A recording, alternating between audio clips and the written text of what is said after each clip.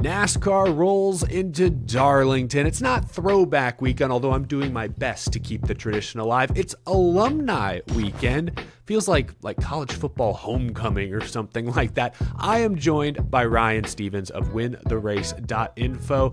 Ryan, I want to start with the unknown. Drivers seem to be cautioning fans that we could see record levels of tire fall off. They've ripped most of the underbody off the car this time around, so there's more horsepower, there's less downforce than we've seen at Darlington in recent years. It could be wild. I want to start with Toyota.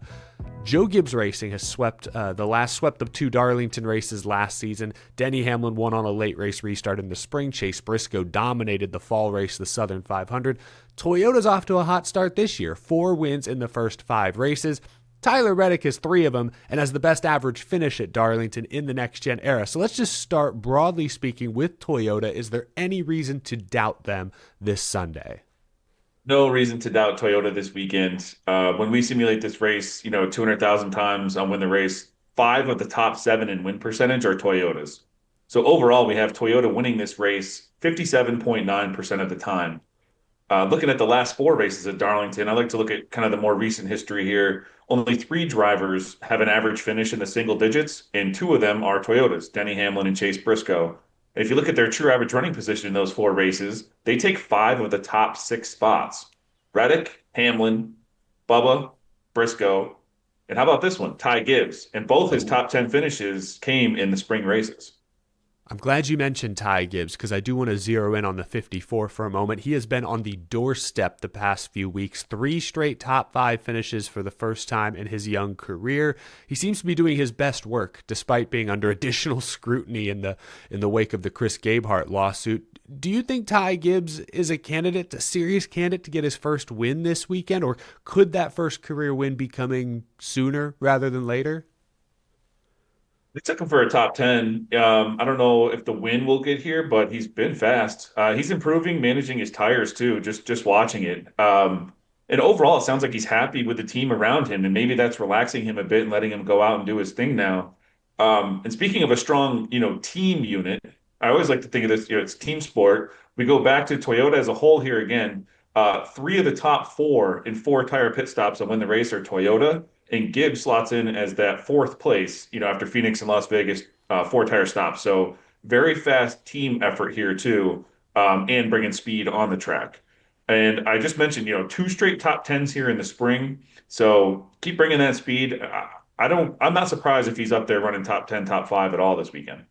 I'm glad you mentioned the pit crew as well, because the spring race last year was really decided by a late race pit cycle. Ryan Blaney kind of lost the lead. Denny Hamlin's team was able to get him out front. He did not look back. Let's talk about Hendrick Motorsports. Hendrick is the one core team still looking to get on the scoreboard to start the year. Penske, JGR, 2311 all have wins. Even Roush won the Clash.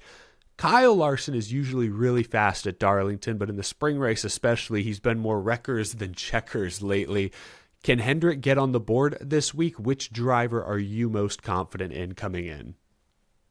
Yeah, when you look between the main 3 here, Larson, Byron, Elliott, the numbers are very interesting. And you alluded to it there. When you pull up the where they ran portion in the enhanced loop data on Win the Race, Byron and Larson are clearly better. They've ran over half their laps inside the top 10 over the last, 2 years here. In true Chase Elliott fashion, though, he's beating them both in average finish in those 4 races. Of course. So it's the tale of survival and limiting mistakes here at Darlington, which Chase Elliott does that everywhere, but especially here at Darlington where the track can just bite you. I do expect Larson and Byron to qualify better, run in a better position the majority of the race. But like you said, you got to survive and you got to finish. So they're a very tough team, to figure out heading in. But yeah, I expect Larson and Byron to be very fast, and I expect Elliott to be there at the end. I really liked what I saw from the 9 team at the end of Las Vegas. They seem to have maybe the best long-run speed in the field. We don't see Chase Elliott contending for wins late super often nowadays, so it's noteworthy that just one of the first races of the season, he was battling the 11 down the stretch.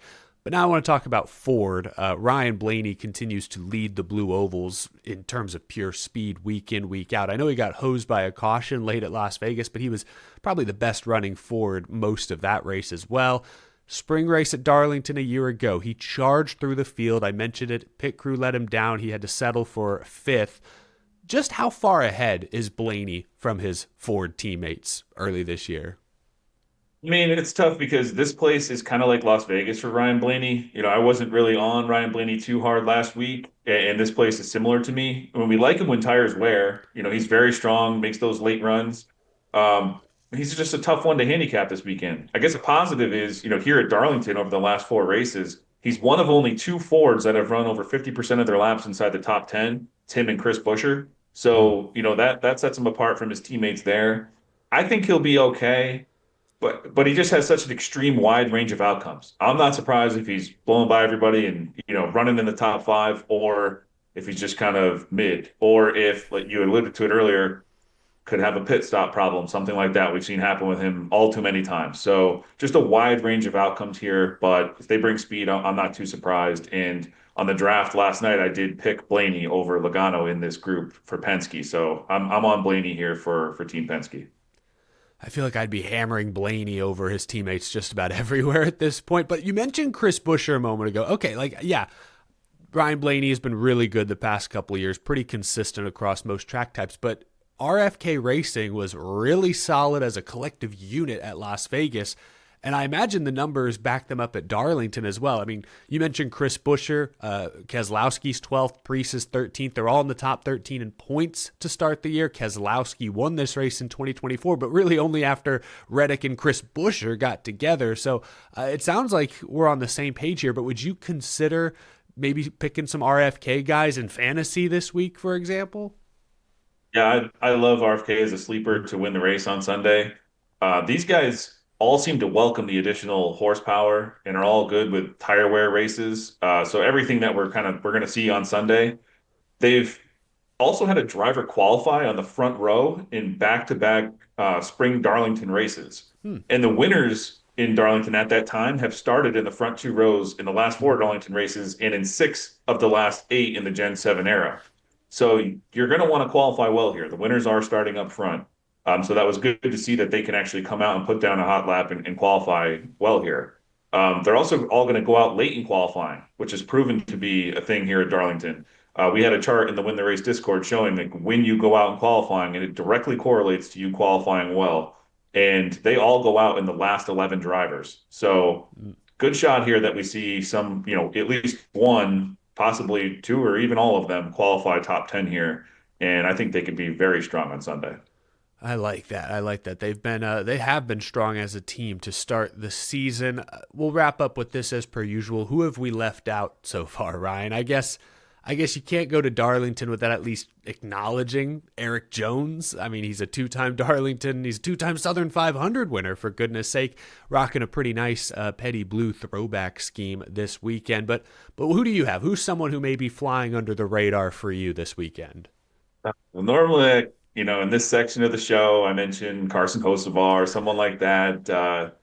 I don't know. Maybe I'll be a little more controversial here. We'll go with the RCR duo here as a sleeper team this weekend. I feel like talking about this team always gets like NASCAR fans riled up a little bit. But Kyle Busch, 3 straight top 10s here at Darlington, and he started from everywhere in those races: 8th, 17th, 23rd, and in all three, he's ran over 30% of his laps inside the top 10. I get it. It's been a rough stretch, for him, but, maybe there's some hope for a bounce back here, kind of like here or never. If he's, finishing top 10 here every year, just they really can't figure it out this weekend, then what's going on? And then you look at Austin Dillon. I think Austin Dillon, I mentioned it to you before, people are starting to talk about it. I see a tweet here and there saying, man, Austin Dillon's looking okay this week. And he has been. It's been pretty strong to start the year.